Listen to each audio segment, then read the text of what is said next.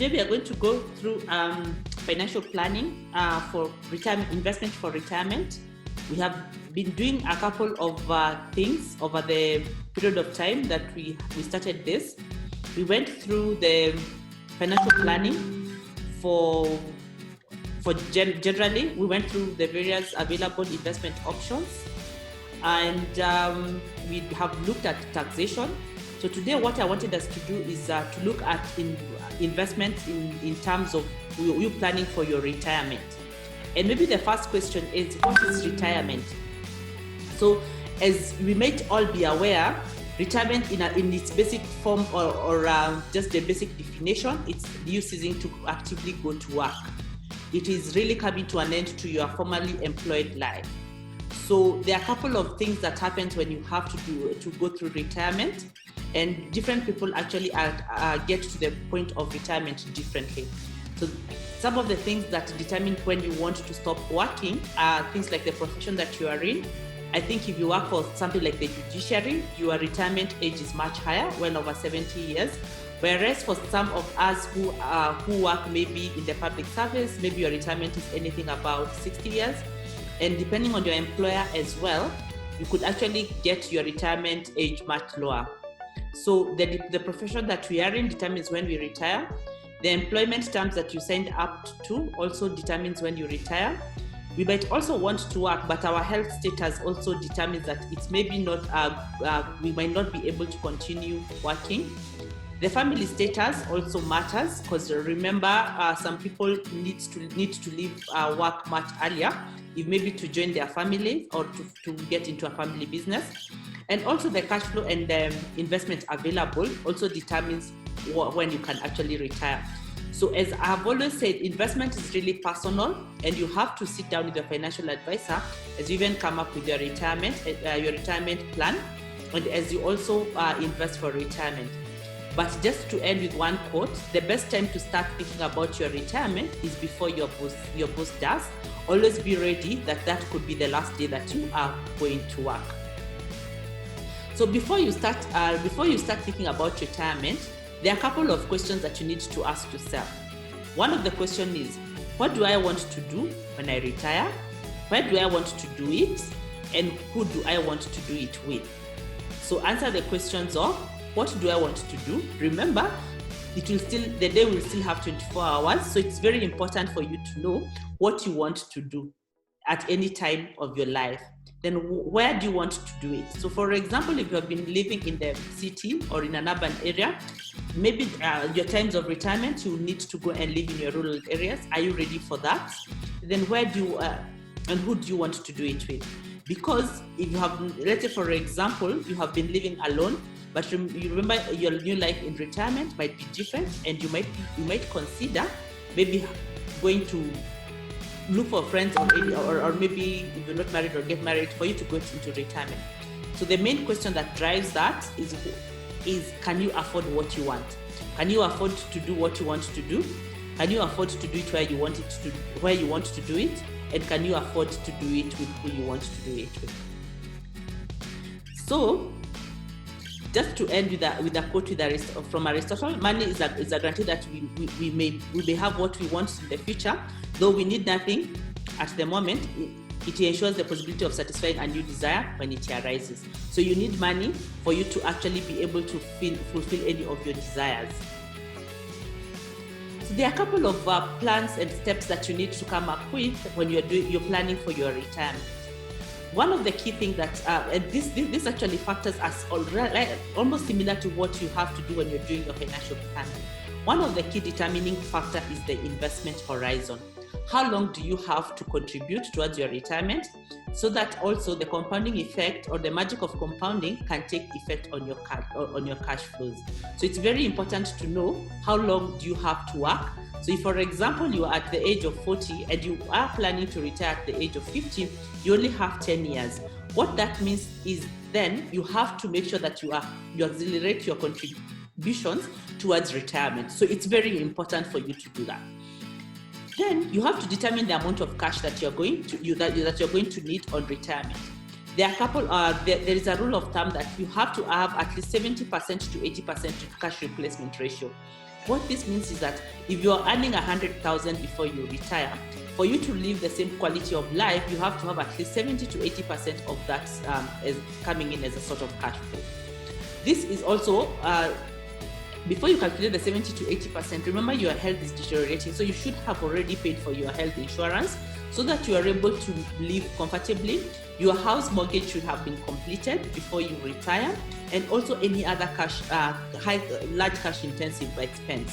So always make sure that you are planning with that in mind. So if you are earning 100,000, make sure you can earn 70,000 from your investments, and also you make sure that you have paid for your medical bills, and also your housing is already paid for.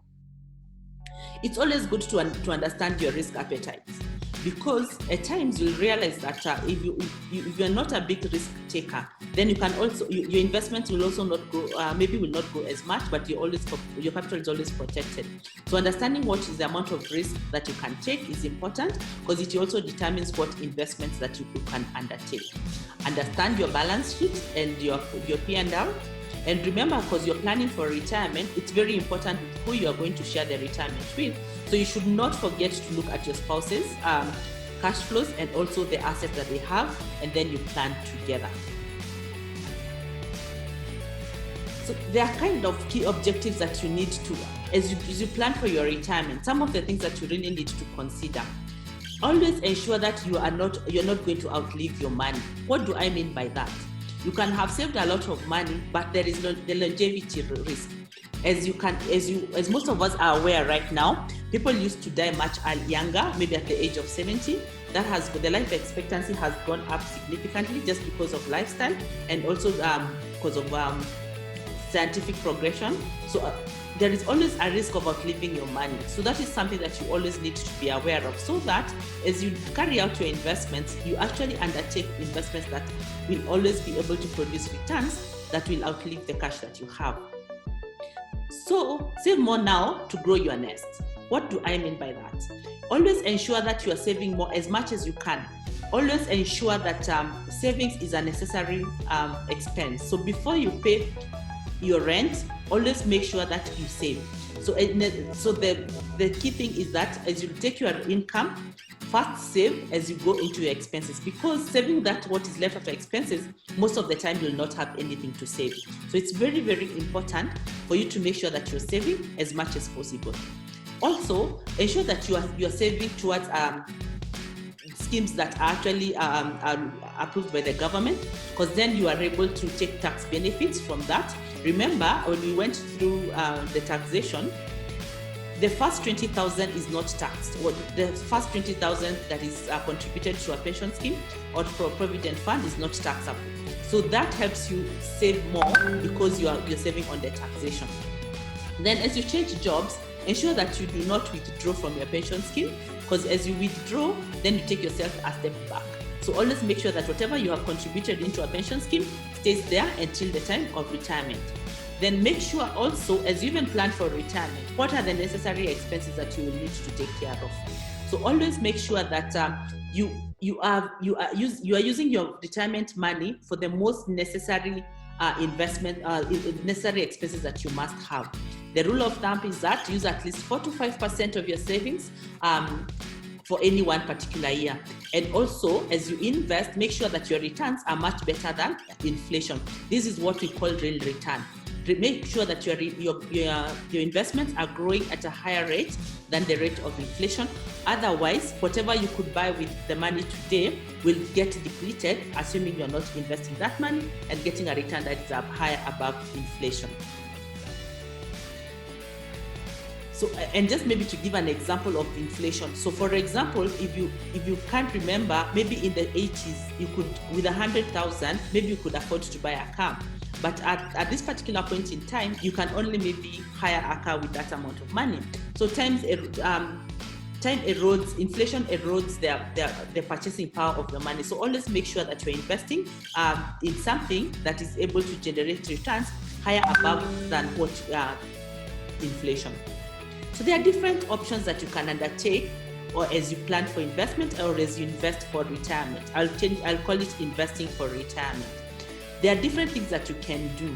you can start a business. And most of us would like to start a business because it does a couple of it. On top of generating you an income, it also keeps you busy. So some of the reason why we start a business is to keep ourselves busy and also to put your experience to work. You might have been running an organization, and maybe this is time for you to do the same, and as you generate money.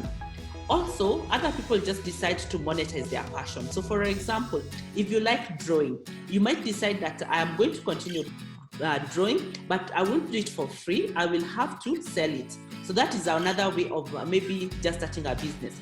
If you like farming, you could stop doing it as a hobby just to feed your family, but you can move it to something that is that is income generating. As you start a business, there are a couple of things that you need to be aware of, or the reasons why maybe businesses fail. You should not start a business without sufficient knowledge. So lack of knowledge on how the business is going to run, it's very important. It's actually one of the reasons why businesses fail. So you might have been working the whole your lifetime. So maybe, for example, you have been an accountant for the better part of your life. Then you decide to go start a business in a completely different field. So for example, instead of getting into an accountancy consultancy, you actually decide that I'm going to start maybe selling clothes or shoes. You really do not understand the dynamics there, and you might end up losing your money if you went that direction. The other thing that most of us have been culprits of is trusting people. People will always give you really good stories, and the returns that they are going to generate for you are very good. So you end up falling into the trap of giving them maybe money. You start the business together, but what ends up happening? You end up losing your money. So it's very important that you do not trust people that much. Always trust and verify, and make sure that you make your hands dirty as you do the business that you're supposed to do. So also, inability to understand what is the right business to start. You underestimate the amount of time that is required, and you underestimate the professional what is the professional requirement of the same. So it's very important for you to understand when you're starting a business, what is the holistic view that is required for you to deliver that. The other investment option for retirement is investing in real estate. Most of us are Kenyans, and we really like investing in real estate. And real estate can be in different forms. It can be maybe purchasing land. You buy land and then you subdivide and sell, or it can be something like you buy land, construct and sell, or you can actually construct for rental. The beauty about investing in real estate is that if you did that by selecting the right location, you might end up getting a steady cash flow. So location is very important when investing in real estate.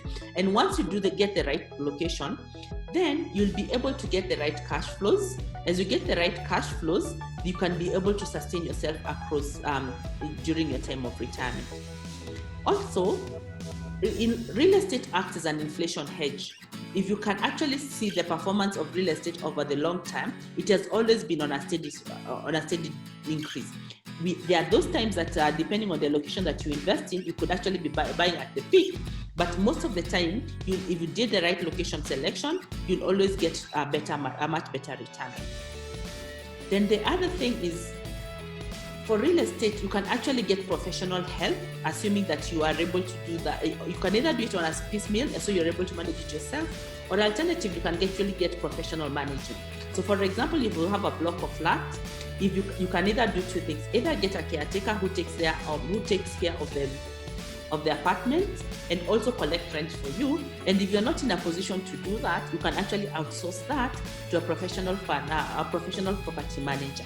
So they are actually well organized in terms of how you can do that. Some of the bottlenecks that you need to be aware of when you're investing in real estate is that land is very emotive, number one, and also there is a lot of crooked people in the real estate sector. So you need to make sure that you are able to do your due diligence as much as possible, because once you do your due diligence, then you'll be able to get the right title. Also, experience is very important so that you know what you'll buy where and who to work with. Then selecting the right location is very important. So just make sure that you're not just buying a piece of land, but you're buying a piece of land in a location which is growing and there is sufficient demand for what you're going to put up there. then it's definitely very capital intensive. So when you think about maybe putting out a piece of land, the piece of land is only about 10 to 20% of what you require, but the rest of the capital for development is quite something. So you need to be prepared for that. There are actually other ways in which you can invest in for your retirement as you prepare for your retirement. We have seen the Retirement Benefit Authority putting a lot of emphasis in terms of how you can be able to organizing how you can actually invest for retirement. So they have come up with a couple of products that you can plan, that can help you save for your retirement. There are different ways on which they can be classified. There are pension schemes and there are provident funds. Pension schemes for people who want to earn a pension after retirement, and a provident fund for someone who wants to get a maximum amount of they want to withdraw everything on retirement. There is also occupational schemes. Occupational schemes are actually set up by employers to act as an incentive for their employees. There is also individual pension schemes offered by various service providers. And this you can actually join as an individual, and it's very minimal in terms of contributions that you need to put there. Some have as low as 1,000 monthly contribution, and they come with a lot of benefits as well. There is also defined benefits and defined contributions, but for our sake here, we shall just go with the defined contributions, because this is the return. This is what whatever you're contributing is what will determine how much you earn at the end of it all.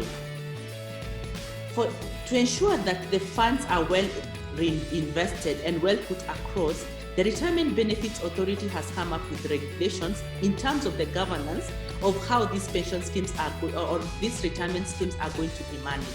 You have different people playing different roles. So the RBA, Retirement Benefits Authority, acts as the overseer or the oversight authority to ensure that all the funds that have been set aside have actually are being saved for retirement.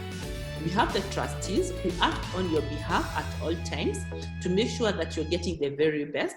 We have the fund managers. The fund managers' role is to ensure that they're investing in the highest yielding assets with that is risk-adjusted, the best risk-adjusted returns. Then you have the custodians. So the fund managers will not hold your money. They'll be held by a custodian. Custodians are largely banks, and they provide the safe custody of your assets to make sure that the fund manager is just not taking your money and doing with it as they so wish. We have the administrators who help with record keeping and also educating you as a member of the various schemes of what you can do. Then we have the accountants and the auditors to come and look at the books of account to make sure that whatever you're being told is done has actually been done. So with all this oversight, you can actually comfortably contribute to a retirement benefit scheme and as you prepare for retirement. And it's not open only to people who are in formal employment. There are actually a lot of them that are open to people who are not in formal employment. So why consider investing in a pension scheme or a provident fund? One of them is the tax advantage. There are tax advantages in two levels. As you contribute, you get tax benefits. Then number two, the investments that you would do that are done on your behalf are also tax exempt. So any interest that is done or investment that is done by a pension fund is actually not taxable until the point at which you'll be exiting. Then you have access to professional management. Remember, there are people whose job is just to manage and to look after your money. So then in that case, you get the very best and also benefit from diversification and economies of scale. So you end up benefiting just because of what you have, the little that you have, 100,000, 1 million, 2 million, is actually combined with other people. And in the process, you get a very good sort of management and returns at the end of it all. So as you determine what is the best option for you to join, what scheme is better for you to join, please look at a couple of things. Does your employer provide this? If they do not provide, then you need to look at a scheme that you can actually contribute on your own. Then you need to ensure that it's affordable, it's something that is within your reach. So for example, if you are able to, you should be able to contribute something consistently. So you need to make sure that the scheme that you're joining has no penalties when you're saving for retirement. So for example, if you can afford to do 10,000, make sure that you send that 10,000 on an ongoing basis. Do not subscribe to something like 50,000 this month and then you're not able to continuously contribute, because consistency is key. Ensure that you look at the track record and of the people that you are, of the people running the funds that you are investing in, because also that goes a long way in helping compound your money and your money growing much faster. Then finally, you need to decide, what options do I want at retirement? Do I want to get a pension or do I want to get a provident fund? Once you discuss all this and you know how you want to go about your retirement, then it is very possible for you to select the very best that you want to achieve. You don't have to only invest directly in a pension-related fund for you to be able to invest for retirement. There are other vehicles that we had gone through in terms of what you can do to invest for retirement. There are things like the unit trust funds, largely like money market. So you might be at that stage of your life where you're not sure, am I saving for retirement or am I saving so that I can, in case, yes, for retirement, but in case I need this money, I will maybe get hold of it. So then it may make sense for you to invest in a unit trust fund. You'll get a return, like the money market fund, you'll get a return of about 10% per annum. But at the same time, the liquidity when you need it, you'll actually get that. You can also decide to buy bonds directly, for example, through central bank. You invest your 100,000 there, you'll be getting your coupon, but at the same time, your capital is protected. So at the day you want to sell or on maturity, you have your capital, which you can use to reinvest or for consumption. Also, you could decide to go through equities. We went through how the process of buying equities and also the cost that comes with that. But in a nutshell, it's always good to seek professional help, especially when you are coming to capital markets for investment purposes. So there are a couple of pitfalls that you might fall into if you don't plan well for retirement. So the first one is not having a plan. So if you don't have a plan on how you're going to retire, it's a big problem. So that is the biggest pitfall that you can start with. So always let's start with a plan, because failing to plan is planning to fail. So let's just make sure that you plan. Not having enough at the point of retirement, maybe because you started too late. So the time to start investing for retirement is today. Then always make sure that you diversify your investments. If one doesn't work out so well, you have somewhere else to fall into, because if you invested everything in one route, then you would have an issue. So for example, if you took all your money and started a business, if it doesn't work out, then you have a big problem. Then the other thing is that waiting until retirement for you to start a business. Remember, you will not be as strong like you are today. So you starting a business maybe at the age of 60, age of 65, you may not be able to take the shocks that comes with starting a business and running a business. So let's not wait until retirement to start a business. If you want to retire and do a business, start it earlier so that you go through the motions and you understand what exactly is required. Then not paying all your debts in advance as before you retire. Debts are good, and there is good debt and there is bad debt. But make sure that as you go towards retirement, it's not good to have debt, because then you are liquid. It affects your ability to have options. And then finally, not having sufficient liquidity. Remember, on retirement, everything you have to do, everything you need to get, you have to buy. So for example, if you used to get maybe something as simple as a newspaper in your office, if you need to read news, I think when you're retired, you have to buy the newspaper. So make sure that you have sufficient liquid to at least make liquidity, at least to maintain the same sort of standard that you used to get when you used to work. So finally, I just want to conclude that the issue is not at what age. Yes, it's important to understand at what age do I want to retire, but the most crucial question is at what income do I want to retire? And if you answer at what income you want to retire, you can work backwards and say, how do I fill in the gaps on what I need to invest in? So that is our general review in terms of how you should plan for retirement and the various options that you need to take out for as you plan for your retirement.